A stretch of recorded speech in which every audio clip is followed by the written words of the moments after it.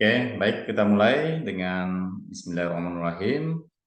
Kegiatan sharing session ini kita mulai insya Allah memberikan kebermanfaatan eh, nilai kepada kita semua kan.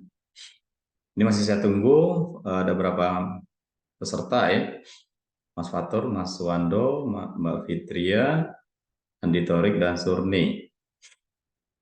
Ini belum on kamera kan.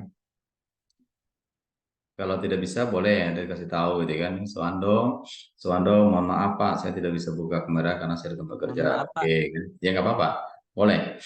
Suwando ya. Terus ada Fatur ini kan. Fatur gimana? Ada alasannya nggak? Suwando bimbingan saya bukan? Iya, Pak. Saya, Pak. Oke, Fatur gimana Fatur? Kalau nggak ada berarti kan Anda tidak ada di tempat gitu kan. Ini yang nanti saya kick gitu kan. Karena nggak niat gitu kan. Kecuali kalau memberikan alasan seperti maaf Alis, oke bisa diterima ya. Fitria gimana? Andi oke, Fatur dengan Fitria. Fitria maaf Pak, saya tidak bisa buka kamera karena lagi acara kakak wisuda. Oke, nggak masalah. Tinggal sisa satu lagi nih Fatur. Fatur ini bimbingan yang baru ini, nggak boleh nakal gitu kan. Ini baru ngasih surat bimbingan kalau nggak salah kemarin atau hari ini ya. Masih kita tunggu nih alasannya. Kalau tidak ada, ini kita mulai nanti saya akan kick ya kalau ternyata Anda tidak juga merespon kan. Oke, kita lanjutkan. Ini ada 10 orang kan. Apakah 10-nya ini bimbingan saya semua ya? Acungkan tangan aja kalau enggak ini kan. Oke, Mas Fatur sudah bergabung. Terima kasih. Ya, nah ini sebelum kita mulai membedah kan. Ini saya fokusnya baik untuk yang skripsi ataupun yang proposal gitu kan ataupun belum seminar gitu kan belum apa belum bimbingan sama sekali ya. Nah ada beberapa hal yang perlu kita pahami ya. Ini adalah kuncinya. Selalu saya bicara ini kan dalam setiap momen, dalam setiap kesempatan ya. Selalu saya bicara fondasinya kan. Suatu penelitian itu akan lancar kalau fondasinya bisa dipahami secara seksama kan. Dalam tempo yang sesingkat-singkatnya gitu kan. Oke, apa itu? Tentu fondasi itu adalah kita harus bicara kerangka berpikir dulu. Ini harus dibangun dulu. Kerangka berpikir peneliti. Kalau kerangkanya belum masuk kepada apa yang namanya konsep penelitian, baik secara kualitatif ataupun kuantitatif, maka itu akan menyusahkan diri Anda sendiri. Kita ambil dulu yang kualitatif ya. Kualitatif ini bahasanya sering saya katakan gampang di awal, susah belakangan. Kenapa? Karena secara kualitatifnya tidak terlalu ribet gitu kan. Jadi dalam kualitatif ini dia harus jelas temanya, topik penelitian. Ya. Dia harus jelas topik penelitian dulu. Kita mau meneliti tentang apa kan? Tentu topik penelitian tadi tentu harus relevan dengan prodi. Prodi masing-masing itu kan apapun prodinya. Apakah ekonomi syariah, NKS, KKS, atau PBS. Pak, bagaimana cara kita mencari topik penelitian ini? Sebetulnya gampang. Ya, kalau ini kan udah dapat ini kan, sebetulnya gampang. tinggal dicari apa mata kuliah utama kan setiap prodi ya. Ini untuk mengawali aja ya. Sebenarnya kan udah dapat semua ya untuk prodi. Yang utama itu kan core prodinya ya. Pasti kalau dia menggunakan teori berdasarkan mata kuliah yang ada di prodi yang utama, dia akan relevan dengan topik penelitian kita. Ya, itu yang harus duduk dulu. Berikutnya apa nanti? Ya tinggal kita membangun permasalahan penelitian. Ini gampang membangunnya, yang penting kita tahu caranya. Oke, tinggal kita membangun permasalahan penelitiannya. Nah, yang harus kita lakukan, kita identifikasi, karena ini kan udah dapat judul semua nih. Identifikasi, atau bahasa saya, self-review, adalah kedua hal tadi. Terutama yang pertama. Karena pertamanya kalau Anda menyimpang, meneliti tentang HES, meneliti tentang peternakan, gitu kan, meneliti tentang pertanian, nah ini akan menyesatkan karena tidak relevan dengan prodi gitu kan. Oke, Mas Fatur hilang lagi ya, mungkin kendala apa nih? Ini ada yang masih tahu dah. Maaf Pak, jaringan. Oke, kalau memang kendala jaringan, ini ada Endang Suryaningsih yang baru masuk. Jadi tolong on kamera. Kecuali bukan bimbingan saya ya. Kalau bukan bimbingan, oke. Okay. Saya mengundang juga teman-teman yang bukan bimbingan, termasuk juga prodi lain, agar kita sama-sama belajar. Dari sini tidak mengajarkan kan. Oke ya. Nah sekarang kita lanjutkan untuk penelitian kualitatif kan. Yang belum sama sekali apa namanya kan konsul dengan saya, silakan disebutkan judulnya.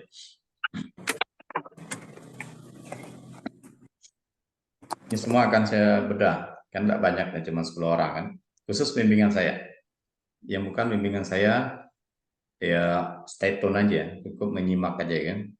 Ayo, yang pertama, kualitatif.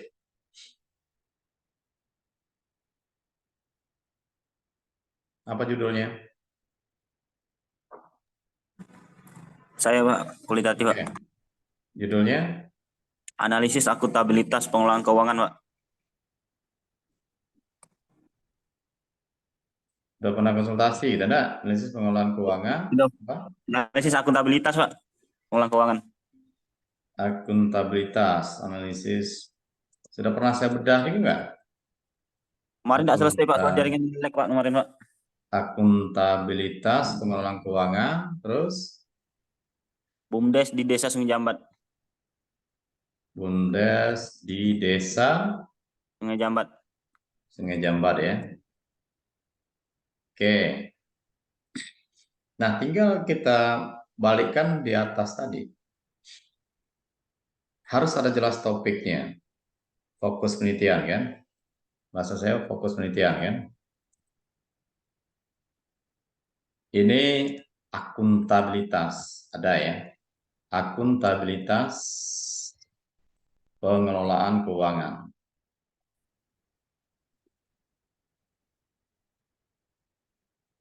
Daya nomor satu terpenuhi.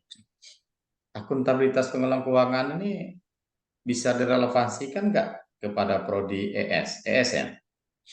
AKS Pak. Nah, AKS ya. Bisa nggak direlevasikan kepada akuntansi syariah? Di mana nilai-nilai akuntansi syariah? Itu maksudnya kan? Ini bisa dijelaskan dulu? Di pertanggungjawaban Pak. Akuntabilitas.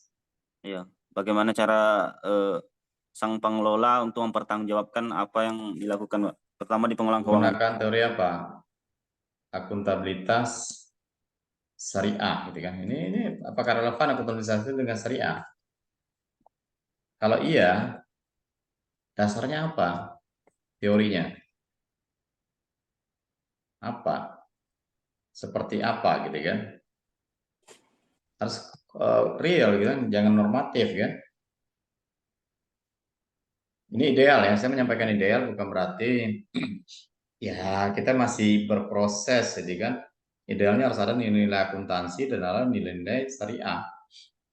Bicara akuntabilitas, fokus penelitian, ini harus ada pisau analisisnya kan, harus ada pisau analisis, pisau atau alat analisis secara teori. Teori itu juga bisa aturan kan, regulasi. Jadi untuk melihat akuntabilitas ini, itu menggunakan teorinya apa? Apakah dari buku atau dari undang-undang tentang pengelolaan keuangan desa atau hal-hal yang lain? Dari Undang-Undang Pengelolaan Keuangan Desa, Pak. Nah, oke. Dari undang-undang ya, dasar teori. Undang-undang nanti regulasi ya, undang-undang desa lah, undang apa lah, terserah gitu kan. Nah, apa yang dikatakan oleh undang-undang tadi? Bagaimana seharusnya akuntabilitas pengelolaan keuangan? Apa bentuknya? Dia dikatakan akuntabilitas pengelolaan keuangan desa jika bagaimana-gimana gitu kan. Ini sebagai pisau analisis tadi. Apa yang dibuat oleh, apa yang disampaikan oleh undang-undang tadi kan. Dan Anda menggunakan undang-undang tadi kan. Terserah undang-undang berapa kan. Undang-undang itu menjelaskan enggak bahwa akuntabilitas pengelolaan keuangan desa harus begini. Prinsipnya seperti ini, aturannya begini, pelaksanaannya begini. Jadi ada indikator kalau bahasa saya ini kan. Indikator akuntabilitasnya tadi kan. Menurut undang-undang, kalau Anda menggunakan undang-undang, Ya. akuntabilitas PK-nya, pengelolaan keuangan desa kan, PKD. Ini yang harus digali. Saya bukan meminta Anda harus menjawab sekarang, enggak ya.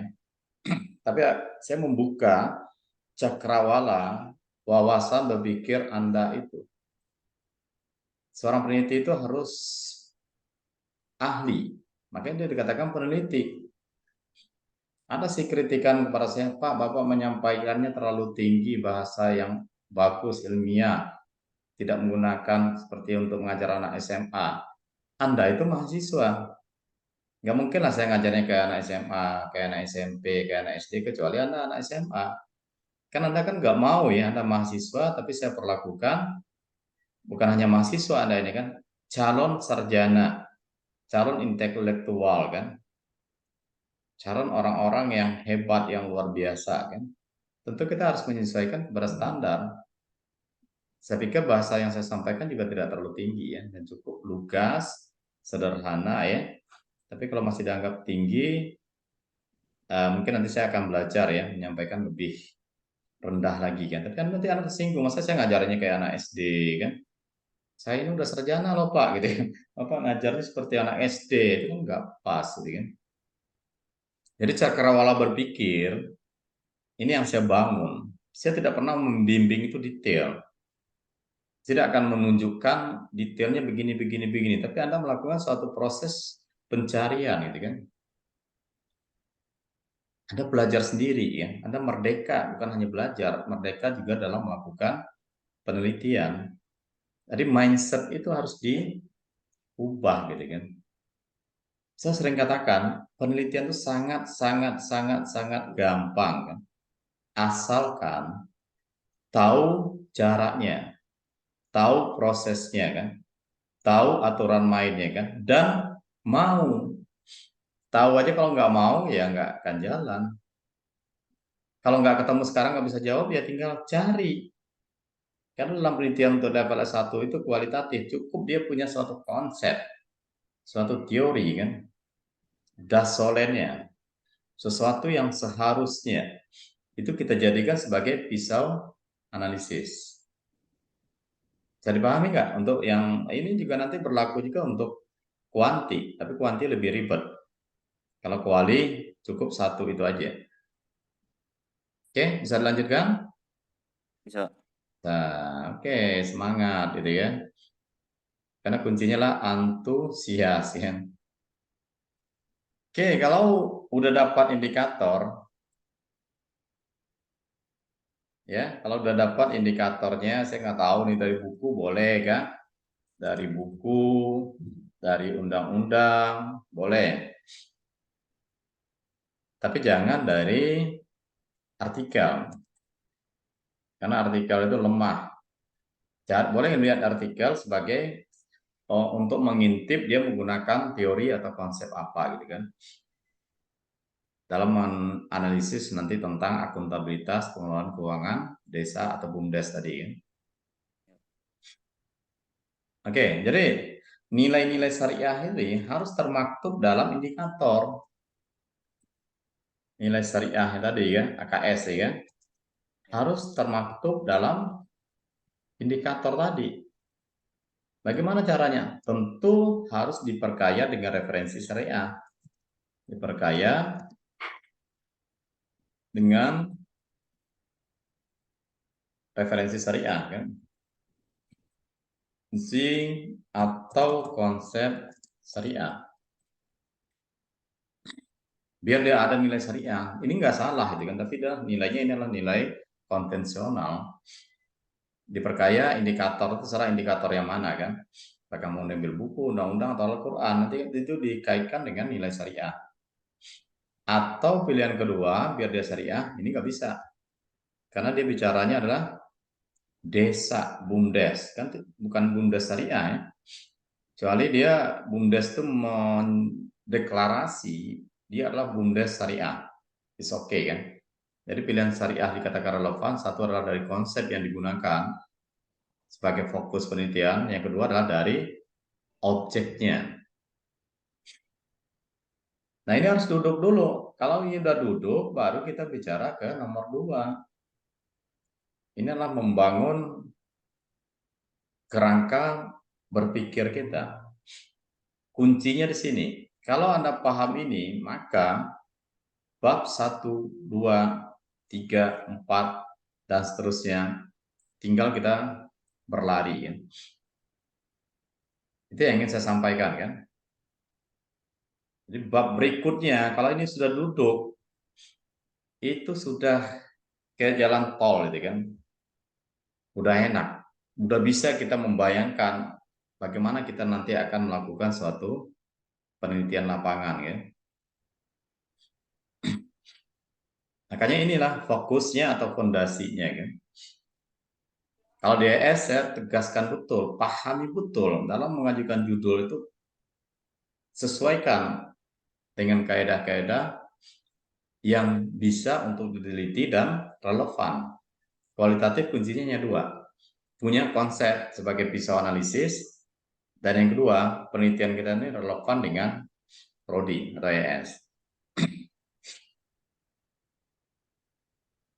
Oke, sebelum saya lanjut ke yang lain. Ini yang tri ini kuanti apa kuali? Kuanti, Pak. Dikip dulu. Rika, Ayu, kuanti apa kuali? Kami bukan bimbingan Bapak, Pak. Oh, Oke, kalau bukan bimbingan, just sharing session ya. Nggak apa-apa. Andi? Bukan bimbingan Bapak. Ya, oke. Agus yang tadi ya, bukan? Iya Pak, kami yang tadi. Oke, lanjut. Jumiati ini kayaknya mirip dengan Agus ya. Jumiati bimbingan saya ya. Iya, Pak. Kuali ya. Kuali, Pak. Sudah pernah kita review juga, nah? Sudah 3 kali, Pak. Oh, 3 kali. Sudah duduk ya konsep yang saya sampaikan seperti dengan Agus tadi? Sudah, Pak. Oke, lanjut. Armando? Armando bimbingan saya ya? Halo? Nggak dengar suaranya. Fitria? Fitria bimbingan saya? Bukan. Langsung sih kita bedah. Kalau bimbingan saya ada judul, kita bedah dulu judulnya. Endang? Bukan, Pak. Oke. Alif tadi? Alif bimbingan saya. Itu lagi kegiatan ya. Iya Pak, bimbingan Bapak. Wanti apa Kuali? Wanti Pak. Oh, lewat juga. Fitria tadi belum bisa ya? Fitria belum bisa. Armando nggak tahu, ya udah. Kita lanjut. Ini strategi yang kedua. Strategi pertama clear kan? Yang belum clear silakan di-clearkan. Ini di Kuali ya. Strategi kedua itu adalah bagaimana untuk mencari riset problem atau permasalahan penelitian. Jangan takut. Ini saya agak apa istilahnya konfrontatif atau apa itu kan. Berpikir tidak seperti kebanyakan orang berpikir kan. Maksud saya begini, orang banyak dalam suatu penelitian itu mencari masalah dulu. Masalah dulu dicari di lapangan. Dicari masalah, dicari masalah, dicari masalah kan. Ketemu kan. Setelah ketemu masalah, itu nanti akan ada dua kemungkinan. Yang pertama, masalah tadi bisa didukung oleh konsep atau teori. Sehingga masalah tadi bisa dipecahkan secara teori nantinya kan. Bisa digali, bisa diteliti secara lebih mendalam kan. Oke, itu bisa kan. Berarti ada juga masalah yang nggak ada teorinya gitu kan. Otomatis ya bingung nanti mau meneliti ya. Kecuali penelitian kualitatifnya levelnya adalah lebih tinggi ya, mencari teori ya. Atau mengembangkan teori. Itu yang pertama. Yang kedua, masalah yang kita temukan teorinya ada, namun tidak sesuai dengan prodi. Makanya ini yang mengakibatkan kita udah capek, ternyata nggak bisa diteliti gitu kan. Wah ini udah ada teori, oke. Kalau nggak ada teori malah bingung. Gimana mau meneliti ini? Nggak ada konsepnya, nggak ada panduannya, tidak ada pedomannya secara teori ya, untuk sebagai alat analisis atau pisau analisis dasoletnya kan. Atau udah ketemu, wah ternyata nggak sesuai dengan prodi, ruang lingkup penelitian core prodi kita, berarti hilang. Maka pemikiran saya mulai dari konsep tadi, kerangka berpikir passion kita mau meneliti tentang apa gitu kan. Kalau udah dapat itu tinggal kita mencari masalah. Apakah masalah itu dicari dengan mengarang? Tentu tidak. Karena saya mempunyai suatu keyakinan, semuanya itu pasti ada masalah. Tidak ada sesuatu itu yang perfect 100%. Dasolen sama dengan Daisen, teori sama dengan praktek. Pasti tidak ada. Makanya ini lebih smart, lebih cepat sih menurut saya kan. Bukan saya menyalahkan metode yang pertama kan, tinggal dibalik aja kan. Berangkat dari fenomena atau berangkat dari Dasolen. Jadi berangkat dari Dasein, fakta, masalah, atau kita berangkat dari Dasolen, teori, konsep. Oke, saya berangkat dari Dasolen. Kita udah menemukan fokus penelitian, udah menemukan konsepnya, sudah menemukan objeknya. Maka untuk mencari riset problem atau permasalahan penelitian, itu ada caranya kan. Cara menemukan riset problem. Yang pertama, itu adalah permasalahan umum. Ya, isu umum ya. Bagaimana cara kita merumuskan suatu permasalahan umum? Dengan bertanya, how? Bagaimana? Jika ya, fokus penelitian kita tadi, jika konsep yang digunakan tidak baik-baik saja kan, tidak berjalan ya, tidak sesuai dengan kenyataan. Oke. Dengan kenyataan. Tadi kan Anda bicara akuntabilitas, kalau kita gunakan studi kasus ya. Kalau akuntabilitas ini tidak sesuai dengan konsep yang seharusnya, atau sebagaimana yang harusnya, maka apa yang akan terjadi? Oke? Apa yang terjadi? What's happen gitu kan? Apa yang terjadi? Logika berpikir kita. Tolong jawab yang meneliti. Punya judul tadi. Kalau akuntabilitas pengelolaan keuangan desa ini nggak jalan nih di BUMDes Sungai Jambat ya. Kira-kira yang efeknya apa gitu? Dampaknya. Halo, tolong direspon. Ya Pak, Gimana menurut Anda itu yang terjadi? kalau BUMDesnya tidak sesuai Pak. Bukan BUMDesnya, akuntabilitasnya, fokus Akuntabilitas. penelitiannya. Akuntabilitas pengelolaan keuangan ini nggak jalan nih di BUMDesnya. Kira-kira yang terjadi apa di situ? Pengelola BUMDes tidak dapat dipercaya lagi Pak. Dasar dia tidak dapat dipercaya itu apa indikatornya yang bisa dilihat? Karena tidak dapat mempertanggungjawabkan apa yang dilakukan Pak. Bentuk pertanggungjawaban itu apa? Dari Sampai kita perencanaan bertanya maupun gitu. apa? Bentuk pertanggungjawaban itu apa?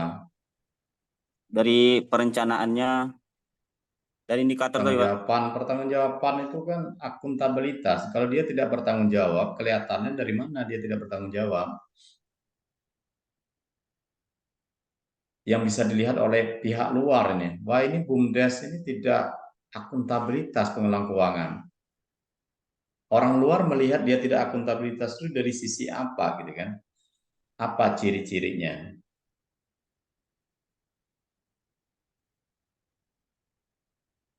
Dia kalau tidak bertanggung jawab artinya apa yang dia tidak laksanakan? BUMDes ini bidang apa nih usahanya? Tidak berjalan Pak, atau macet. Kan, ya macet kan nggak bisa kita lihat, emang mobil itu kan. Jadi Anda belum menangkap juga maksudnya kan. Jadi gini, kan kita mau melihat akuntabilitasnya kan, pengelolaan keuangan. Jadi kita coba asumsikan dulu, kalau si pengelola BUMDes tadi tidak akuntabel, tidak bertanggung jawab, akuntabilitas kan pertanggungjawaban kan dalam mengelola keuangan, efek kepada BUMDes itu seperti apa? Itu bisa macam-macam gitu kan. Bisa usahanya tidak baik-baik saja gitu kan.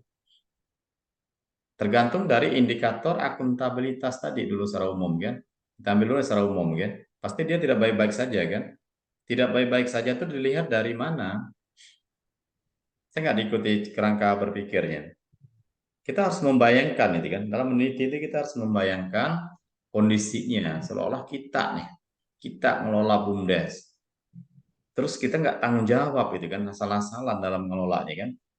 BUMDes tadi memang macet, betul macet. Tapi macet itu harus direfleksikan dalam bentuk yang nyata.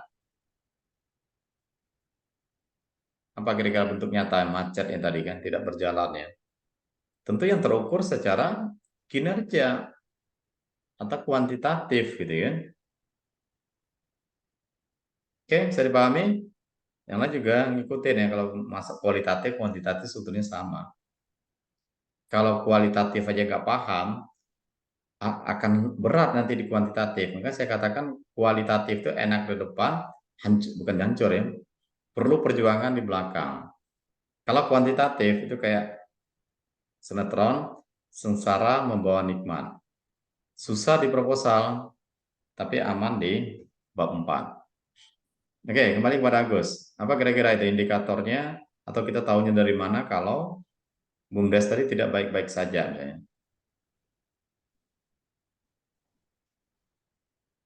Ayo, saya tantang Anda itu. Saya tahu jawabannya kan. Coba biar Anda juga ikut berpikir gitu kan. Bisa nggak dipahami? Kalau nggak saya kasih tahu, jangan buang waktu gitu kan. Oke, jadi kalau dia itu kan logikanya gampang ya. Kalau dia tidak dikelola dengan baik, tentu usahanya nggak jalan. Nggak jalan itu dari mana? Ya perkembangannya udah bagus gitu kan.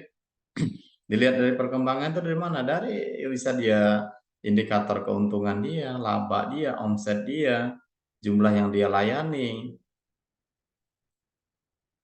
Kan bisa kita dapatkan data ya. Ini BUMDes ini kan udah berjalan katakanlah 5 tahun. Kita tampilkan data kinerja keuangan selama 5 tahun. Kan bicara kita keuangan desa ya, kamu akuntansi ya. Tentu harus data terkait dengan kinerja keuangan BUMDes. Kalau bisa dapat laba bersih, keuntungan, oke kan. Karena saya sebetulnya pada prinsipnya bicara akuntabilitas, itu kan cuma hanya pertanggungjawaban ya. Lebih sempit skopnya itu kan, tapi it's okay, tidak masalah kan.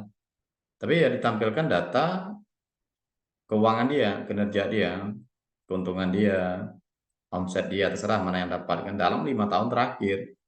Terus Anda bahas gitu kan, apakah data yang ditampilkan itu ada indikasi lemahnya akuntabilitas pengelolaan tadi. Dia mengelola tidak dengan bertanggung jawab. Kalau misalnya labanya menurun, itu pasti ada masalah. Omsetnya menurun, pasti ada masalah. Kalau dia punya pelanggannya berkurang, pasti ada masalah. Kan? Nah, bagaimana kalau dia naik? Bermasalah juga nggak logikanya? Coba dibantu yang lain boleh? Kita sharing session itu tidak hanya ditujukan kepada Agus. Kita mengasah kerangka berpikir kita sebagai seorang peneliti. Kan? Bukan hanya kita serang ke Agus, nanti kasihan Agus pingsan deh nanti kan. Jadi sama-sama kita saling belajar, saling mengasah. Penelitian itu susahnya karena belum dapat kliknya kan. Ya kan saya selalu gadang-gadangkan buat proposal itu gampang, seminggu selesai. Buat skripsi itu lebih gampang lagi kan. 1 bulan selesai kan. Asal paham kerangka berpikir di awalnya gitu kan. Kalau tidak ada kerangkanya, Anda ngambang nanti kan. Banyak bingungnya daripada actionnya. Tapi kalau udah punya kerangka, itu udah punya rel, sudah punya roadmap-nya, sudah punya kerangkanya sampai terakhir kan. Tinggal jalanin, paling meleset-meleset dikit, sudah bisa diprediksi kan. Kalau saya udah tergambar sampai pada kesimpulan. Kalau saya dari judul aja saya udah bisa melihat, oh nanti analisisnya begini. Kita bicara nanti kan bab 4 nanti lagi kan, setelah ini kan, setelah proposal. Silakan dibantu. Jadi silakan ada data itu kalau dia naik omsetnya, naik keuntungannya, apakah dia bermasalah dengan akuntabilitas pengelolaan? Bisa iya, bisa tidak. Tapi harus kita bilang iya. Karena kita bicara mengidentify suatu riset problem. Kok bisa Pak naik bermasalah? Ya kita bandingkan. Bisa dengan bandingkan dengan target, bisa dibandingkan dengan potensinya, bisa dibandingkan ya dengan apapun gitu kan. Rata-rata perkembangan ekonomi secara nasional kan, atau pertumbuhan perusahaan atau BUMDes yang daerah lain misalnya. Wah ini maju nih, tapi kok majunya dikit. Yang ono tetangga majunya besar. Terus ini naik nih, tapi kok saya lihat dari anggarannya apa targetnya tidak sesuai gitu kan. Targetnya lebih besar belum tercapai misal. Jadi banyak cara untuk kita membuat itu bermasalah. Apakah ini kita mengarang? Tentu tidak. Kita ilmiah. Kalau kita anggap ini tidak ada masalah, ya tidak perlu diteliti. Dan saya punya suatu keyakinan semuanya pasti ada masalah, gitu kan. Oke, bisa dipahami. Semua ini berlaku nanti juga untuk kuantitatif, kan. Coba dipaksa keras nanti untuk menggunakan logikanya, kan. Seorang sarjana itu kelebihannya apa? Kritis dalam berpikir, tadi kan. Bisa melakukan logiknya, kan, analisis. Itu baru sarjana ya. Tapi kalau sarjananya cuma diam aja kan, tidak berani, tidak pede kan. Nah, itu bukan sarjana itu kan. Tidak bisa dipertanggungjawabkan, akuntabilitas kesarjanaannya diragukan. Kan? Oke, lanjut. Berarti ini udah dapat ya. Udah dapat yang pertamanya isu umum. Nah, yang kedua, ini baru kita mencari permasalahan terkait permasalahan terkait indikatornya, indikator yang kita gunakan. Indikator yang tadi. Apa indikator akuntabilitas pengelolaan keuangan tadi? Tentu akan banyak, ada A, ada BBB, ada CCC, dan ada DST, dan seterusnya. Nah, setiap indikatornya kita lihat kenyataannya, lihat faktanya, lihat kenyataan. Apakah sudah berjalan atau sesuai? Kalau sudah sesuai berarti tidak ada masalah. Tapi tidak pernah sesuatu itu sesuai 100% gitu kan. Sesuainya 80%, berarti masih ada permasalahan penelitian. Apalagi tidak berjalan sama sekali. Di sanalah yang dikatakan sebagai fenomena gap tadi. Oke, bisa diikuti Agus Saparudin dan yang lain ya. Jadi sekali lagi, saya cuma merangsang kan, konsep atau kerangka berpikir Anda ya untuk melakukan penelitian. Misalnya merangsang itu atau membahasanya memantik gitu kan. Mungkin bisa juga memprovokator ya.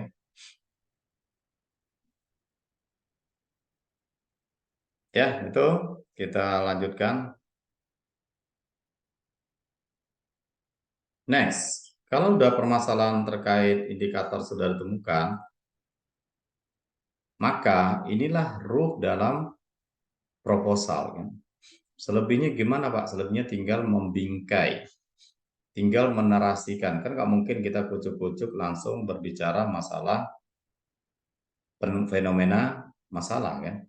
Tentu harus kita giring. Kalau secara kualitatif, penggiringan itu kan bisa menggunakan deduktif maupun induktif ya. Terserah, tergantung mazhab yang digunakan. Jadi langkah berikutnya adalah membingkai, atau bahasa saya lah memetakan. Ini wajib LBM. Mau deduktif atau induktif. Saya gunakan deduktif.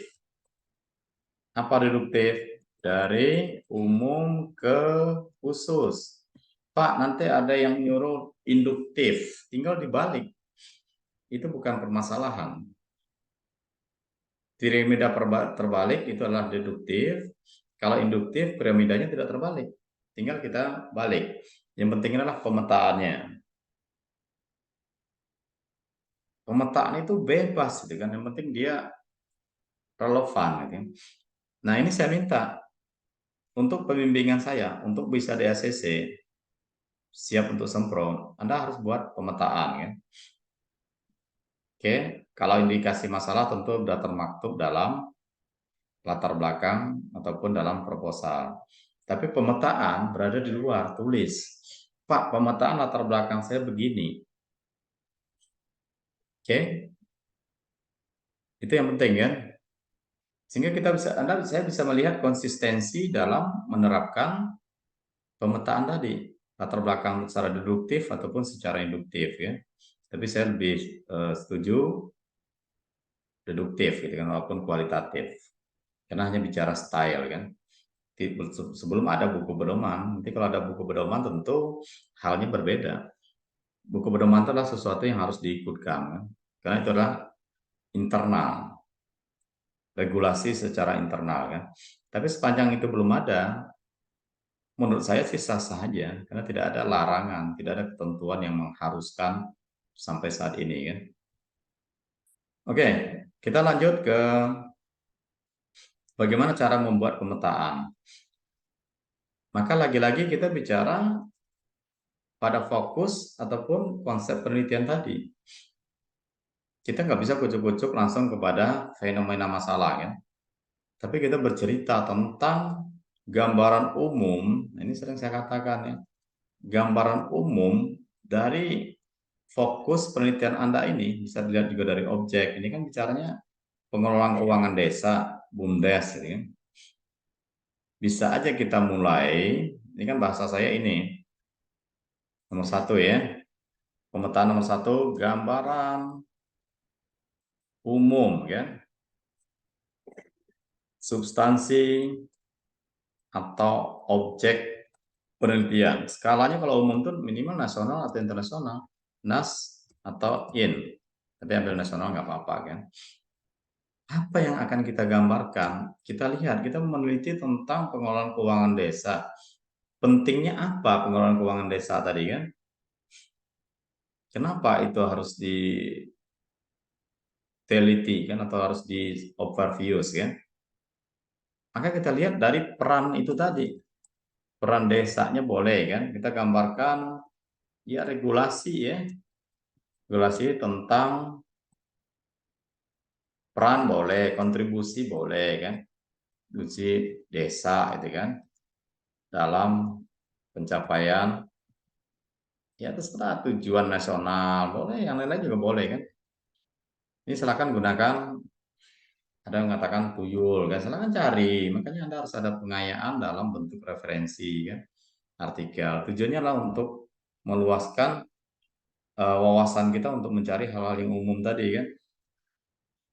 Boleh juga bicara misalnya setelah ini, kan, setelah kita menggambarkan ya apa gitu bisa di sini, kan, menggambarkan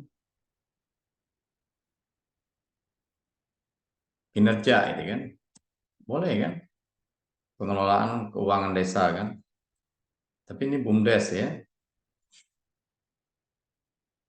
Kalau BUMDes ya coba aja dicari dulu BUMDes secara nasional, kan, kita overview BUMDes secara nasional ini gimana sih perkembangannya, kan,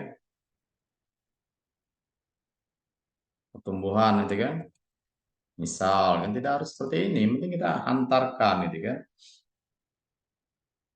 Cukup 2 ini, kita mencari, ini kalau bisa ya didukung data atau fakta, ya. Bisa gunakan artikel ilmiah, gitu, kan. Bisa, kalau bisa kita ambil ya dikutip, gitu, kan. Nomor 2, kita mengerucut sedikit tentang fokus utamanya, kan, pengelolaan keuangan desa, kan. Jelaskan, kan, tentang pengelolaan keuangan desa, ya, atau BUMDes. Dijelaskan, ya, apa pentingnya, apa perlunya, gitu, kan, atau untuk apa, gitu, kan. Ya, pengelolaan keuangan desa ini kan dibutuhkan untuk ya agar usaha BUMDes tadi bisa berkembang, bisa meningkat atau apa itu, kan. Makanya cari referensi, ya. Baca artikel atau tanya Mbak Google, kan. Terus kita bicara akuntabilitas, kan. Kaitan pengelolaan keuangan dan perlunya akuntabilitas, ya. Oke, dari mana kita bisa menyatakan ini, kan? Tentu kita cari teorinya, bentuk akuntabilitasnya, ya, kan. Akuntabilitas secara konsep, gitu, kan. Seperti apa akuntabilitasnya, kan? Kita harus menghantarkan si pembaca, ya, bahwa akuntabilitasnya penting. Bentuknya seperti ini, gitu, kan. Ini bicaranya masih pada tatanan teori, ya. Jadi masih pada tatanan teori, kan. Oke, kalau ada mau menanya boleh tanya langsung. Pak, ini gimana Pak kalau begitu, ya? Kita kan sharing session ini, kan. Boleh, jangan mumet. Tanamkan dalam pikiran kita kalau ini adalah sesuatu hal yang gampang. 1 minggu 2 hari selesai. 1 minggu 2 hari selesai, kan. Bisa. tapi ada caranya. Makanya kunci dalam meneliti itu adalah referensi. Sumber yang terbaik itu adalah dari artikel penelitian.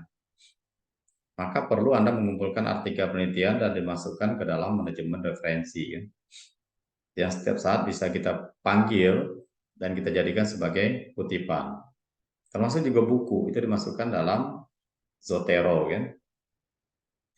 Jadi tinggal kita panggil-panggil aja, kita bingkai, kita panggil. Makanya kenapa perlu ada pemetaan agar dia tersistematis secara pendekatan yang kita gunakan, apakah deduktif ataupun induktif. Gimana? Bisa lanjut? Kalau masih bisa menampung pikirannya kita lanjut. Kalau udah nyerah, stop dulu gitu kan. Biar dikit tapi dapat, daripada banyak dapatnya sedikit. Biar dikit dapat banyak, daripada banyak dapat dikit gitu kan. Jangan sampai zong gitu kan, udah ngoceh sana sini Anda udah ini. Tapi wah itu ngomong apa itu ya? Bapak itu kan. Malah semakin ngomong maka saya makin tambah pusing. Nah ini harus kita refresh dulu gitu kan. Nutrisinya perlu ditambah gitu kan. Sehingga perlu tambah nutrisi gitu kan. Kalau perlu ngopi ya ngopi. Ya, saya sengaja nih ngopi ini kan. Ngopi dulu gitu kan biar nggak ngantuk. Apalagi siang-siang gitu kan. Jadi kita harus full senyum. Coba semuanya senyum dulu. Tri, senyum. Ini kalau Agus tadi senyum-senyum aja kan. Ya, Andi senyum. Itu sesuatu itu akan indah kalau kita hadapi dengan senyum. Apalagi sambil ngopi kan. Nanti kalau merasa ini menarik, silakan tularkan kepada yang lain. Artinya ajak teman-temannya, ayo bersharing session dengan Pak Usdeldi. Pertama gratis kan. Pasti insya Allah akan selamanya gratis. Saya tidak akan pungut bayaran kan. Cukup ya kuota Anda aja dicari ya, bisa nebeng ya. Dan saya akan berupaya untuk selalu melakukan ini. Karena mudah-mudahan didoakan nih bisa memperpanjang keberkahan kan hidup. Ilmu itulah keberkahan yang kita cari. Ilmu itu tidak akan mati. Bukan berarti saya mengatakan, wah saya paling pintar, saya harus begini, begitu. Enggak. Kan? Kita sama-sama belajar di sini kan. Saya juga punya keterbatasan ya. Seharusnya Anda lebih bagus ini. Anda masih muda. Pekerjaan cuma untuk belajar. Kalau saya kan pekerjaan ngurus ini, ngurus itu, segala macam kan. Kalau ada yang lebih ya saya belajar sama Pak. Menurut saya begini Pak, saya sudah membaca suatu referensi penelitian kualitatif bahwa penelitian kualitatif itu begini, tidak seperti Bapak ceraskan kayak gitu kan. Kalau ada source-nya, ada sumbernya yang bisa dipercaya, monggo. Saya siap akan mengikuti gitu kan. Demi ya kemajuan riset gitu kan. Jadi demi kemajuan riset kita bersama. Oke ya, lanjut. Masih bisa lanjut ya? Bilang kalau bisa lanjut tangannya diacungkan dong, lanjut gitu ya. Lanjut. Oke, baik. Berikut ya. Udah poin 1, 2. Nah, 3 ini baru kita jelaskan sekilas. Tempat atau objek penelitian ya. Penelitiannya di mana? Namanya, lokasinya, tempatnya ya. Jenis usahanya.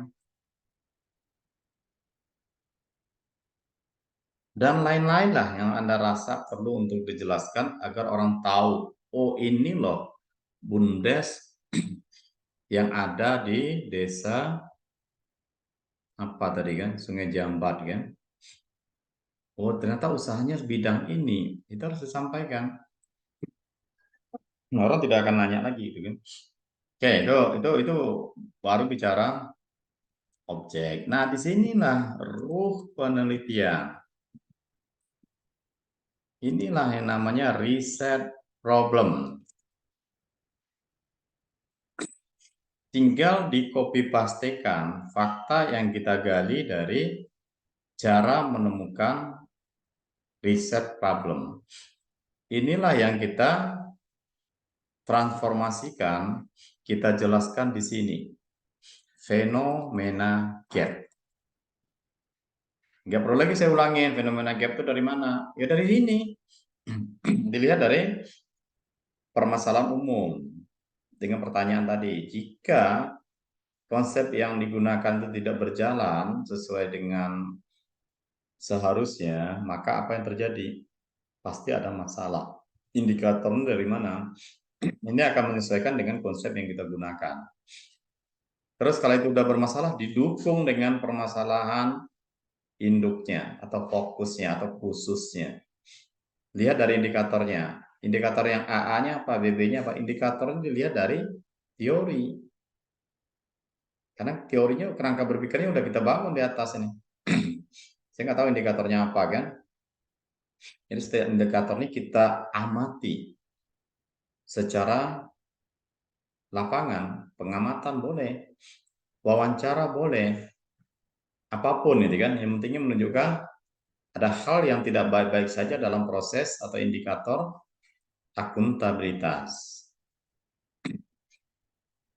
Kalau ini udah selesai, ya udah itu rampung itu proposalnya. Pak, yang lain gimana? Yang lain itu udah pejam mata aja.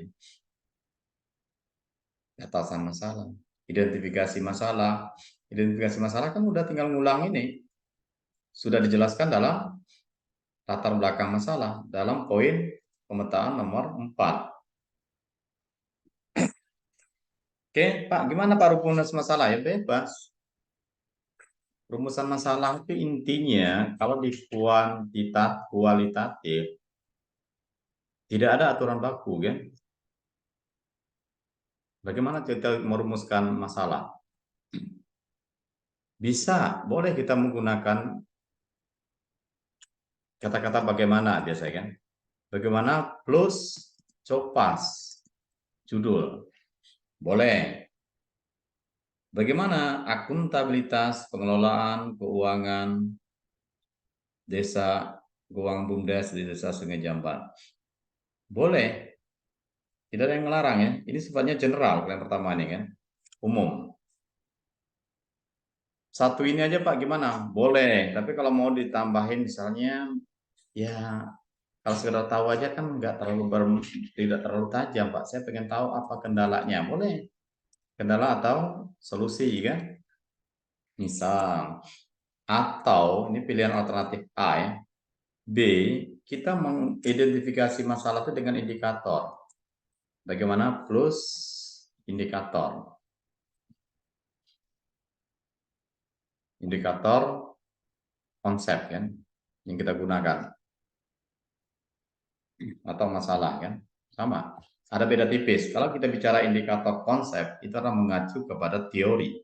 Kalau kita bicara indikator masalah, mengacu kepada ketidaksesuaian antara teori dengan kenyataan. Maka kita harus tahu indikatornya. Bagaimana indikator A itu kan pada ini. Bagaimana indikator B? Boleh kita gunakan rumusan masalah plan B. Karena tidak ada ketentuan. Yang harus kita pahami adalah rumusan masalah harus relevan dengan apa yang akan kita teliti kan. Karena ini penting. Inilah yang nanti akan kita teliti di lapangan. Inilah hasil penelitian kita nantinya. Jadi jangan basing merumuskan masalah. Gitu. Karena bisa menyesatkan. Kita pengen pergi ke Angsoduo dari Sungai Duren. Tapi rumusan masalahnya bagaimana caranya sampai ke Bayung Lincir. Nah ini. Karena niat kita mau bagaimana caranya sampai ke Angsoduo gitu kan. Mau beli duren gitu kan. Perginya ke Bayung Lincir cari kuda keren rupanya kan. Duren juga, cuman beda gitu kan. Kenapa? Gara-gara salah merumuskan masalah tadi gitu kan. Karena itu adalah yang akan menjawabnya nanti di penelitian. Itu sebagai tujuan penelitian atau skripsi kita kan. Selesai ini, maka ini menurut saya tinggal saya ACC. Kalau untuk saya ya. Agus besok udah bisa di ACC nih kalau udah sesuai kan. Yumiati udah 3 kali sharing session, harusnya udah bisa ya ACC. Untuk yang kualitatif ya. Jadi datang ke saya itu tinggal bawa pemetaan kalau kualitatif, bawa proposalnya. Kalau oke, berangkat. Tapi kalau kuantitatif, tunggu dulu. Kuantitatif saya menuntut ada literatur review. Ada artikel yang kamu harus buat ringkasan dalam bentuk Excel. Karena itu penting ya dalam penelitian kuantitatif. Oke. Nah, silakan kalau mau ada pertanyaan. Wah, ada 3:30 ini kan. Saya berharapnya ya selesai ini kan. Ya. Iya. Ini gimana? Mau lanjut kuanti atau besok bisa lanjutkan? Ya, karena kuanti ya agak ini apa namanya kan? Saya khawatir ini kuanti kalau langsung dijelasin ya sebetulnya tidak jauh beda sih. Cuman intinya di kuanti ini membangun kerangka berpikir itu tidak seperti kuali. Jadi untuk penelitian kuantitatif ya, membangun kerangka berpikir Anda, saya di sini adalah membangun kerangka berpikir Anda ya sebenarnya kan.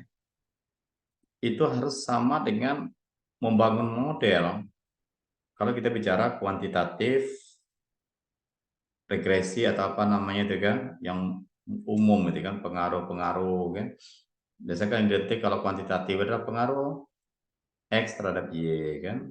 Walaupun sebetulnya bukan itu aja, ada juga hubungan, ada juga kuantitatif deskriptif kan.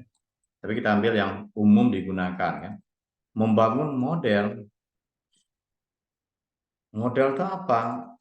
Itulah variabel.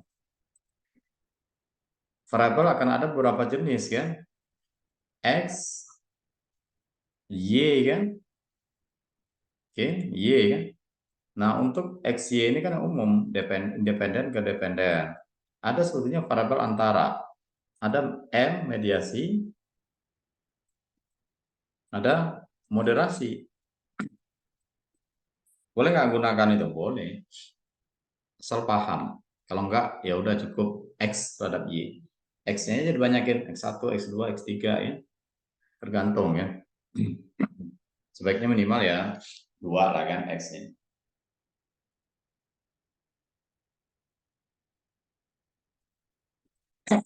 Nah, dalam membangun model ini ada kaedahnya. Tidak adu-adu aja X terhadap Y kan. Kita harus pahami kaedahnya, aturan mainnya. Yang pertama, ini seumum sifatnya kan. Variabel yang kita gunakan, variabel harus terdefinisi secara teori atau konsep, terserah. Ini harus dari buku. Oke. Nanti akan kita bedah satu judul. Yang kedua, ada indikator untuk variabelnya kan. Untuk membangun variabel atau untuk mengukur variabel, apa istilahnya kan, untuk variabel aja lah. Belum selesai juga urusannya kan. Yang ketiga, hubungan X atau variabel X ke Y ya harus didukung teori atau konsep. Ini boleh dari buku kalau ada atau dari artikel. Makanya perlu banyak artikel di sini. Kalau indikator ini boleh juga dari buku kalau ada atau artikel. Tapi untuk mendefinisikan variabel, sejauh ini saya masih berprinsip harus menggunakan buku. Karena inilah teori, bukan hanya buku ya, bisa dari undang-undang, bisa dari regulasi atau apa gitu kan. Artinya variabel itu memang sudah didefinisikan secara ilmiah, bisa dipertanggungjawabkan secara ilmiah gitu kan. Nah, yang keempat dia relevan dengan prodi ya. Ini selalu ya. Dari mana kita melihat relevan dengan prodi? Sama kayak tadi. Variabelnya sesuai core prodi kan. Kalau variabel sesuai core prodi itu misalnya dia konsepnya lah kan. Terus objeknya atau lokasi sesuai kan. Sesuai artinya ya bahasa kita ya tentu ada syariah gitu kan. Karena kita ada semuanya syariah mau akuntansi atau apa kan. Jadi kalau objeknya udah ada nilai-nilai syariah itu udah sesuai menurut saya kan. Kalau di sininya konven, cuma di sini harus kita cari variabel itu harus didukung oleh konsep atau teori syariah. Jangan dibuat menurut. Saya coret kalau menurut. Karena membiaskan suatu penelitian kuantitatif. Kecuali mixed method, kuantitatif, kualitatif. Di penelitian pendekatan kualitatif, saya juga alergi dengan menurut, perspektif, tinjauan, ekonomi syariah. Itu nggak bisa menurut saya kan. Nilai-nilai syariah itu harus termaktub dalam konsep atau teori yang digunakan. Bukan semua dipasangkan dengan menurut sesuai tinjauan. Khawatir dengan menurut tinjauan sesuai akan muncul tren atau kecenderungan ke hukumnya. Karena kalau menurut itu kan menurut Al-Quran dan Sunnah misalnya kan. Maka itu hukum. Bicara halal, haram, dan segala macam. Maka saya agak kurang sependapat. Ada kata-kata menurut, tinjauan, dan seterusnya. Gitu kan. Oke. Itu yang di syarat yang harus dipenuhi dalam riset kuantitatif. Ya. Oke, ini kuantitatif banyak nih. Saya minta satu ini yang bimbingan saya. Siapa? Tri tadi ya. Tri, bimbingnya saya ya? Iya, Pak. Nah, ayo, apa judulnya? Analisis faktor-faktor yang mempengaruhi pendapatan petani sawit, studi pada Kecamatan Muara Tabir, Desa Pintastuwo. Oke, kita tampung dulu ya. Analisis faktor-faktor yang Mempengaruhi pendapatan petani sawit. Pendapatan? Petani sawit. Udah ini dulu kan, judul umumnya kan. Berikut. Yang lain, yang kuantitatif tadi. Yang bimbingan saya. Saya, Pak. Ya. Kesadaran wajib pajak. Apa? Kesadaran wajib pajak dan sanksi perpajakan terhadap kepatuhan wajib pajak kendaraan bermotor. Harus tambah pengaruhnya. Apa yang kesadaran kan? Pengaruh kesadaran. Pengaruh kesadaran wajib pajak Dan sanksi perpajakan terhadap kepatuhan wajib pajak. Oke, kita terima dulu. EP itu wajib pajak. Berikut bimbingan saya.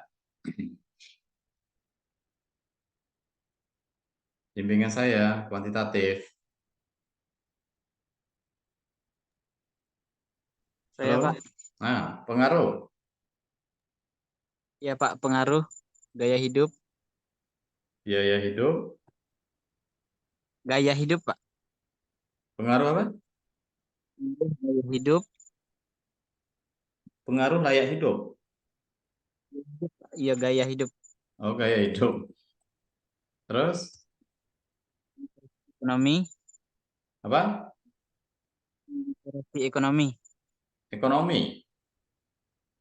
Literasi ekonomi. Ekonomi. Terus? Terhadap perilaku konsumtif, Pak. Itu dua ya? Dua X-nya ya? Ya, 2X-nya, Pak. Nanti pakai dan itu kan? Terhadap perilaku konsumtif. Perilaku konsumtif, Ini poinnya Pak. terserah nanti di mana objeknya kan? Ini pakai dan ya. Ada lagi yang penelitian saya? Bimbingan saya? Pengaruh? Pengaruh lingkungan kerja. Oke. Dan religiusitas. Religiusitas.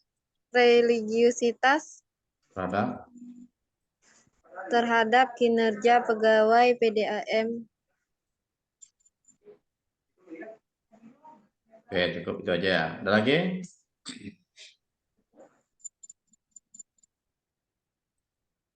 Sudah semua? Yang kuantitatif bimbingan saya? Udah kayaknya. Oke, kalau sudah, coba kita review ya. Kita sesuaikan dengan kaidah tadi. Tentunya Anda masing-masing kan bisa menyesuaikan. Variabel harus terdefinisi secara teori. Nah, ini kan perlu dikembangkan ya. Faktor apa ini kan? Itu harus kita cari. Variabel ini kan judul yang tertutup. Kalau ini secara tegas nyatakan judul X terhadap Y ya. Kalau faktor-faktornya apa faktornya? Perlu kita tambahkan di samping ini. Yang pengaruhi pendapatan petani sawit tadi. Iya, apa faktor yang digunakan variabelnya? Lo? Ya, Ya, Pak. apa? Yang faktor yang pengaruh itu apa aja faktornya, variabelnya? Luas lahannya, Pak. Terus Tenaga kerja sama harga. 3 X-nya ada. Ya, Pak. Ya, seperti kan Anda bisa melakukan self review, menelaah sendiri ya. Kalau ini kan udah jelas variabel, nggak perlu saya tanya kan. Yang pertama yang perlu kita review itu tadi variabel-variabel yang kamu gunakan semuanya ini ada nggak definisinya? Luas lahan adalah menurut ahli ya, menurut buku. Tenaga kerja adalah, harga adalah, pendapatan adalah kan. Silakan dicari. Yang kedua, indikatornya, luas lahan indikatornya apa? Yang kerja ini indikatornya apa? Indikator adalah untuk menentukan luas lahan. Kita ukurnya pakai apa kan? Yang pertama itu definisi oke kan? Nah, selesai lah urusan nih kan? Nomor 2, ini agak ribet. Indikator. Ini akan terbagi nanti indikator itu adalah yang kualitatif. Itu adalah menggunakan kuesioner atau angket ya. Dan kuantitatif, ini bukan penelitiannya ya bahasa saya. Kuantitatif itu menggunakan angka nominal atau data sekunder kan. Kalau tadi data primer kan, kuesioner. Nah, ini akan tergantung dari indikator yang kita gunakan. Tidak boleh mencampur adukan antara kuesioner dengan data sekunder. Nominal, angka ya. Walaupun kuesioner itu jadi angka ya, skala Likert 1, 2, 3, 4, 5. Kan. Ini PR Anda. Cari indikatornya. Kalau dia kuesioner, tentu indikator itu nanti sebagai dasar untuk membuat kuesioner. Kalau sekunder berarti dia pengukuran. Apakah nominal, angka yang langsung, atau rasio. Nominal atau rasio ya. Yang penting data itu tersedia, kita tidak perlu membuat angket, tinggal cari di laporan data-data yang sudah dikeluarkan oleh lembaga yang resmi. Bisa misalnya BPS, bisa dinas, bisa kementerian, bisa ya semuanya bisa. Yang penting adalah lembaga-lembaga yang resmi ya. Pastikan indikator ini ada indikatornya yang relevan untuk mengukur variabel tadi. Misalnya peta luas lahan, ini gimana kita caranya melihat luas lahan ini untuk mengukur lahasakan? Wah, ternyata dalam bentuk hektar, berarti angka. Tenaga kerja, gimana kita melihat tenaga kerja? Oh, jumlah tenaga kerja misal kan, nanti angka kan, harga ya angka, pendapatan ya angka misal. Maka ini adalah data sekunder. Begitu juga yang lain, kesadaran wajib pajak secara definisi oke kan. Indikator dia sadar itu apa gitu kan. Oh, dia harus bisa jalan kaki kan, berarti dia sadar. Maka pertanyaannya, saya bisa berjalan kaki ke pasar kan, berarti dia sadar misal kan. Sanksi juga gitu, apa indikatornya? Apakah nanti kuesioner atau angka? Kepatuhan apa kan? Cari indikator kan. Nah, yang ketiga ini nggak kalah pentingnya. Apa yang ketiga ini? Hubungannya harus didukung teori. Hubungan jangan terlarang. Terlarang itu artinya tidak sesuai, menghubung-hubungkan kan. Jenis kelaminnya sama-sama wanita dihubungkan, itu kan ya kacau. Jadi hubungan luas lahan, tenaga kerja dan harga ini benar nggak dia mempengaruhi pendapatan? Benar Pak, ya kata siapa? Boleh kata buku dan juga boleh kata artikel penelitian sebelumnya. Cuma tolong artikel penelitian sebelumnya itu harus kredibel. Artikel penelitian sebelumnya itu harus punya reputasi ya. Saya Bapak, minta nanya, untuk kenapa? kalau observasi langsung ke lapangannya, Kuesioner. Observasi itu untuk membuat latar belakang. Tapi untuk menguji secara kuantitatif itu adalah kuesioner. Kuantitatif pilihannya itu untuk yang umum ya, walaupun ada kuantitatif deskriptif atau yang lain kan. Tapi kalau untuk data seperti ini, itu pilihannya data nominal, data yang maksudnya mungkin yang sawit ini ya boleh. Kalau datanya, tapi kan harus mencari luas lahan di situ gimana gitu kan. Misalnya nggak ada turun ke lapangan, tapi kan harus minta data. Nggak mungkin kamu mengukur lahannya kan, ngitung tenaga kerja nih kan, tentukan harga. Tentu harus ada report gitu kan, harus ada laporan kan. Jadi observasi itu adalah kuesioner, tapi untuk di latar belakang nanti perlu ada observasi untuk melihat riset problem, permasalahan penelitian kalau dia penelitiannya kualitatif yang dikuantitatifkan. Ini nomor 2, 3, 4-nya adalah kualitatif syuting, tapi dikuantitatifkan. Yang benar-benar kuantitatif itu adalah data sekunder. Itu namanya kuantitatif murni kan. Oke, nomor 3, hubungan terlarang. Jangan ada. Jadi harus ada yang menyatakan bahwa benar nih kesadaran wajib pajak ini dan sanksi itu mempengaruhi kepatuhan wajib pajak secara teori ataupun penelitian sebelumnya. Tadi sudah sampaikan artikel. Cari artikel yang minimal Sinta 2. Minimal. Kalau tidak ada ya bolehlah turun dikit Sinta 3. Tapi saya tidak recommended untuk Sinta 4, Sinta 5, Sinta 6. Malahan jika ngambil non-Sinta, asal artikel aja. Itu tidak bisa dipertanggungjawabkan secara ilmiah kualitasnya. Saya khawatir kita mencontoh, mengambil referensi dari sumber yang tidak valid. Kalau mengambil contoh tentu yang dari bagus, maksudnya contohnya yang jelek kan. Di contoh jelek maka akan semakin jelek, di contoh yang bagus belum tentu juga bagus. Jadi harus ada hubungan teori yang mendukung antar variabel tadi kan. Nah yang keempat ini penting, apa kaitannya? Nah ini yang sering terjebak nih. Kalau ditanya nanti, kaitannya apa dengan akuntansi syariah? Atau apa dengan ekonomi syariah? Harus bisa jawab. Tadi di awal sudah dijelaskan bahwa dia relevan itu adalah variabel yang kita gunakan dan objeknya.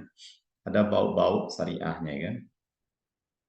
Nah, kalau ini sudah terpenuhi kaedah ini, baru boleh kita membingkai latar belakang masalah. Kalau sudah terpenuhi ya,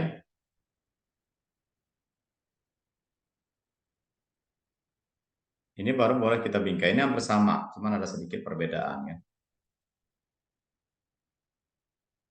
Oke.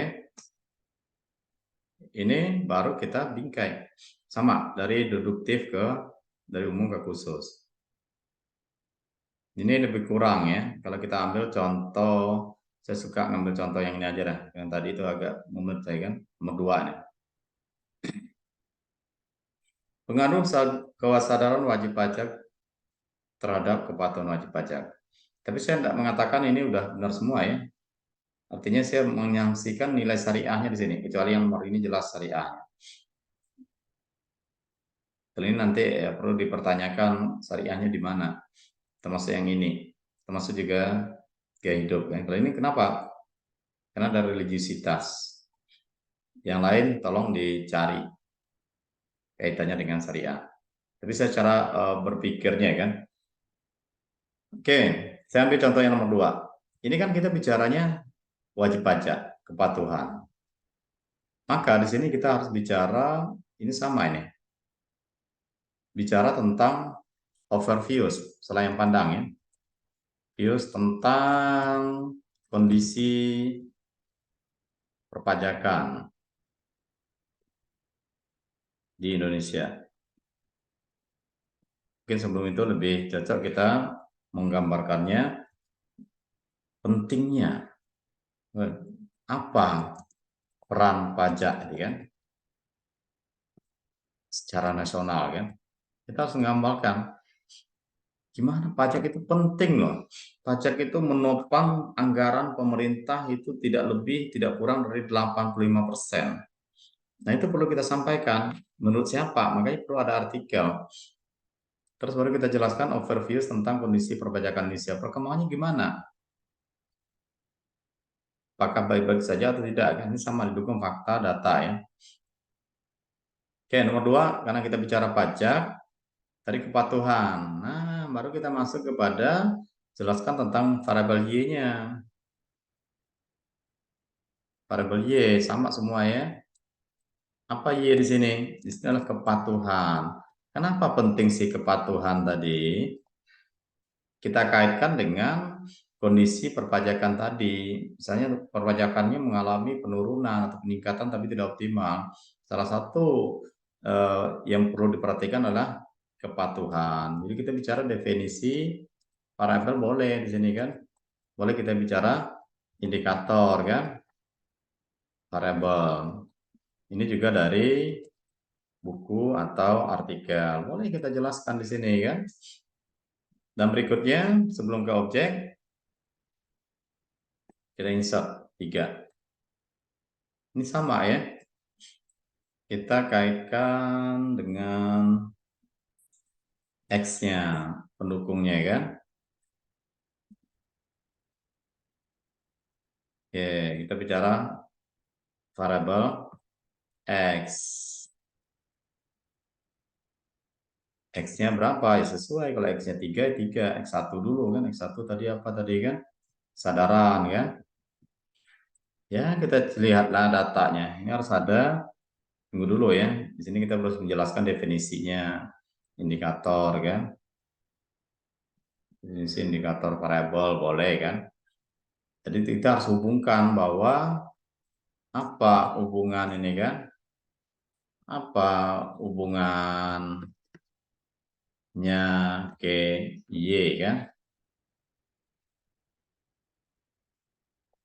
Salah satu faktor yang mempengaruhi kepatuhan wajib pajak adalah kesadaran wajib pajak. Jadi kita jelaskan dulu kan, sesuai dengan teori gitu kan, atau berdasarkan hasil penelitian si A, itu jelaskan secara teori yang mendukung bahwa benarnya X tadi, X1 ini mengaruhi ke Y kan, baru dijelaskan ini kan.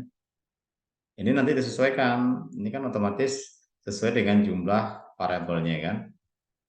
Kalau 3 ya 3, 2 ya 3, tapi polanya sama gitu kan. Tampil contoh 1 kan. Nah, di sini baru sama merempat ini kan. Karena ini ada objek, maka kita jelaskan di mana objek penelitiannya, KPP kah, masyarakat kah, atau di mana kan. Ini sama, ini bicara objek ya. Nah, ini saya cepatin, udah mau jam 4 ini kan. Saya cepatin yang terakhir. Di sini sama penelitian riset problem ini bagi 2, fenomena gap, riset gap. Apa fenomena gap? Kita ambil dari sama kayak tadi, isu utama. Isu utama itu jika, nah itu kan, tidak patuh, Y-nya ya, tidak patuh ya. Itu kan Y ya, jika wajib pajak tidak patuh, Y, apa yang terjadi kan? Nah, ini kita gambarkan, udah tahu ya terjadi ini kan. Tentu pajaknya kan, pencapaian pajak tidak berhasil kan. Pajak jelek. Misal gitu dan lain-lain, tidak harus sama. Itu yang penting menunjukkan bahwa dengan dia tidak patuh, itu dampaknya terhadap pajak itu, kinerja pajak itu seperti apa, itu kan. Baru kita masuk ke isu Y-nya. Apa isu Y? Dia patuh apa enggak? Ya, gitu kan. Tuh, apa enggak? Gampang ya. Kalau patuh berarti enggak ada masalah gitu kan. Kalau dia tidak patuh terlihat dari apa gitu kan. Gampang enggak? Terlihat dari apa? Masalah kepatuhan kan. Masalah tidak patuh.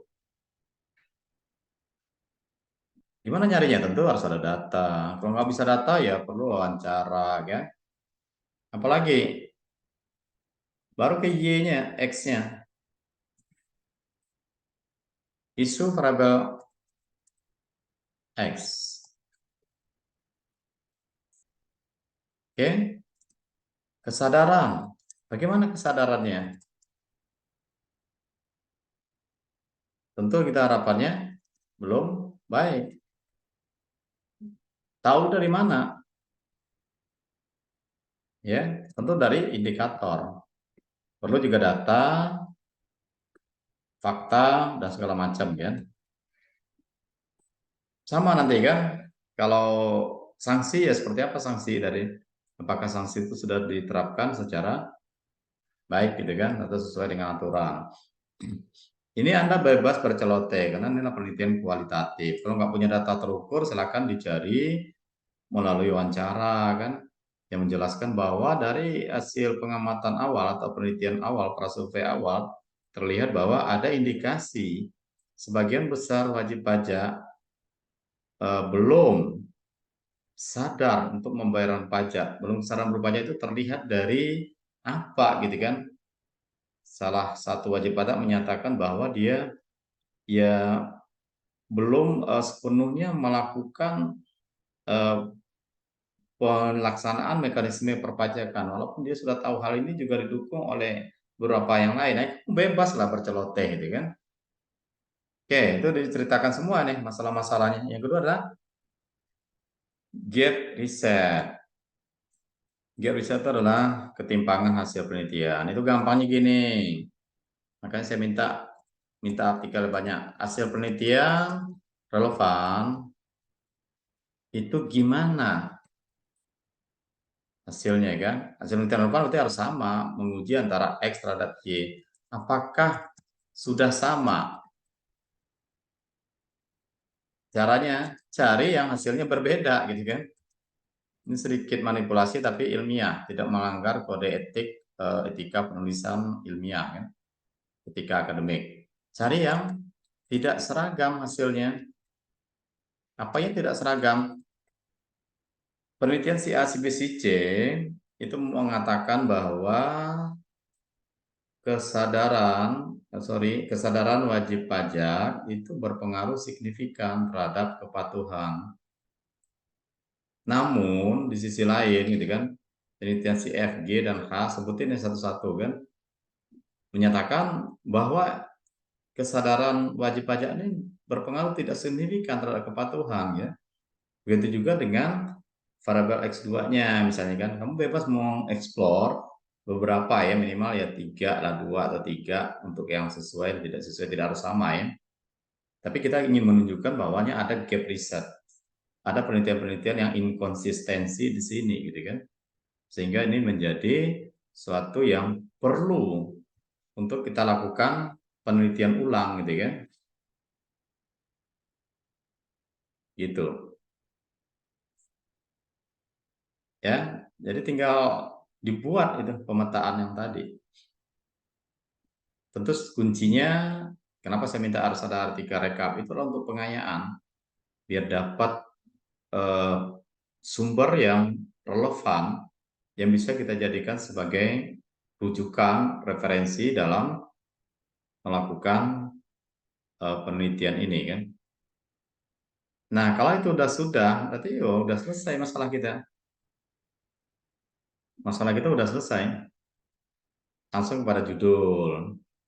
Jadi kalau sudah dapat ini berdasarkan fenomena dan riset gap di atas, maka peneliti tertarik untuk mengambil judul bla bla bla bla kan.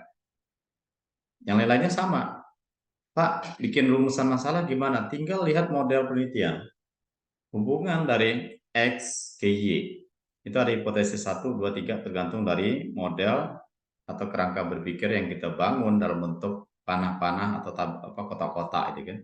Tinggal aja dibuat apakah X1 berpengaruh signifikan terhadap Y pada bla bla bla. Apakah X2 berpengaruh signifikan terhadap Y pada bla bla bla. Apakah X1 dan X2 berpengaruh terhadap Y berpengaruh signifikan terhadap Y pada bla bla bla. Selesai.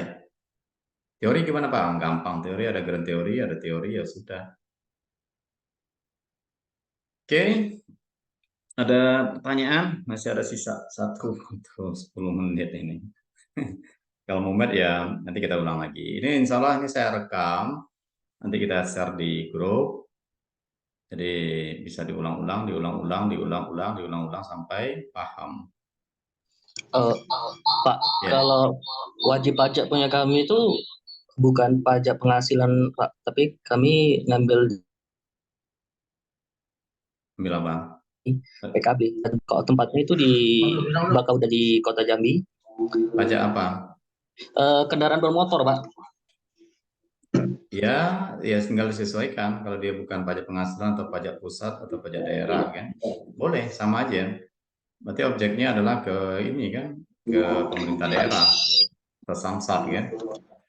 Ya, kemarin kami dapat datanya dari Bakauda, Pak. Ya nggak apa-apa. Tinggal mengadjustnya, menyesuaikan.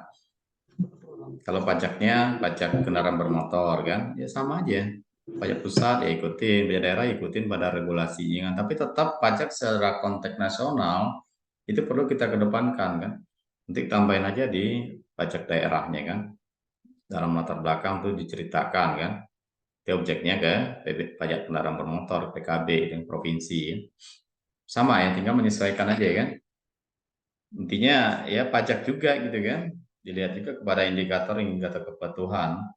Wajib pajak, kesadaran dia membayar pajak kendaraan bermotor kan, sanksi yang diterapkan oleh pemerintah apakah sudah berjalan atau sesuai kan. Tinggal di-adjusted aja. Begitu juga untuk judul-judul yang lain kan. Sama kan intinya kan. Ya minimal kita mencoba, kita berupaya walaupun tidak 100%, misalnya tidak penuh ke atas kan, minimal lebihlah separuh penuhnya kan, jangan penuhnya ke bawah. Penuh ke bawah artinya juga kosong gitu kan, nggak penuh malahan kan. Minimal 50% terpenuhi kaidah-kaidah kan. Dan tentunya nanti akan juga berproses sampai ke seminar proposal kan. Jadi kalau hal yang kaidah-kaidah yang saya minta tadi, termasuk juga artikel untuk kuantitatif, sudah dipenuhi, silakan datang ke kampus. Insya Allah tidak ada alasan saya untuk tidak meng-ACC kan. Ya, nanti kalau ada kendala, nanti kita coba samakan persepsi. Ya, kalau ada masalah, ada hal-hal yang mungkin kurang dipahami ya. Tapi berjuang dulu, jangan cemen gitu kan, dikit-dikit nanya, dikit-dikit nanya. Coba dulu. Dunia sekarang ini luas. Anda bisa cari di YouTube, bisa di internet, bisa apa, semuanya tersedia kan. Menggunakan teknologi informasi tadi kan. Oke ya, mungkin itu yang bisa kita sampaikan. Saya pengen 1 jam, ternyata bisa lebih juga gitu kan. Tapi nggak apa-apa. Ya mudah-mudahan ini bisa memberikan suatu nilai kebermanfaatan. Ya silakan tetap semangat untuk dilanjutkan. Kita akhiri dengan alhamdulillahirobbilalamin. Maka sharing session ini kita selesaikan ya secara adat. Mohon maaf. Assalamualaikum warahmatullahi wabarakatuh. Waalaikumsalam warahmatullahi wabarakatuh. Gitu ya. Terima kasih, Pak. Nanti rekamannya nanti saya kirim nanti. Nanti bisa di-share ke kawan-kawan yang lain ya. Izin, Ya, Pak. Ya. Pak. Nah, Ini Pak, Jumiati Pak. ya. Nah kan proposal saya hampir selesai nih Pak. Ya udah kan. Itu lanjut present atau gimana itu Pak? Langsung nemuin Bapak? Ya kalau udah yakin sesuai kaidah aturan-aturan tadi, matang aja. Sekarang pun saya tunggu kan. Kalau kamu ada di lantai 1 kan, saya masih di lantai 3 kan. Saya CC kan. Tapi ya coba di apalagi dulu kan di review kembali kan, atau self review ya, ditelaah sendiri. Peneliti itu harus 2 syaratnya. Yang pertama harus teliti kan sesuai dengan kaidah aturan. Yang berikutnya harus paham, baru kita maju ke sidang seminar proposal kan. Saya tidak mau itu kan, sedih kan kalau maju ke medan perang itu punya amunisi kan, itu konyol itu kan. Nanti sana hanya pelangak-pelongok jadi sasaran tembak kan, babak belur kan. Jadi itu yang kita hindari kan. Minimal dalam semprot kita punya suatu keyakinan gitu kan, bahwa ini harus bisa dipertahankan. Saya paham, saya yang akan meneliti kan. Jadi kuncinya di situ sebetulnya kan. Tidak ada penelitian yang salah, tidak ada yang benar sepanjang mengacu kepada konsep, mengacu kepada kaidah kan, dan dipahami. Oke? Oke, Pak. Iya, silakan ditunggu. Saya ada nih sampai Jumat, insya Allah kan. Nanti kalau pas saya lagi sempro besok atau Jumat, silakan bawah aja. Kalau lagi lowong nanti saya teken. Ya. Baik. Oke, selamat istirahat. Mudah-mudahan sukses dan tetap semangat. Amin. Tutup ya. Ya.